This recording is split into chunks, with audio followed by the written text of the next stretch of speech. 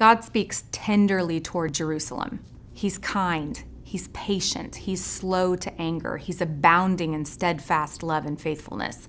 So people that are discouraged don't have to feel afraid to come to God with those feelings, those raw emotional feelings, because God expects us to be weak. He expects us to need help. And so I think that understanding that God is a God who sees a need and then meets a need prepares us when we have discouragement to come to him and say, I'm discouraged. I need courage that I can only find through my Father, who is generously willing to give and provide exactly what I need in these moments of discouragement. In Exodus 16:2, we see the perfect example of discouragement in the Israelites. They're wandering. They don't know why they've been delivered from slavery to wander in the wilderness. They are talking to Moses and Aaron and saying, what is going on here?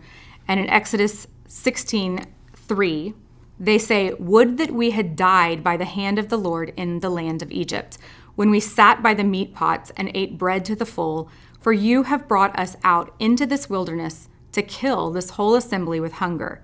Then the Lord said to Moses, behold, I am about to rain bread from heaven for you, and the people shall go out and gather a day's portion every day, that I may test them, whether they will walk in my law or not.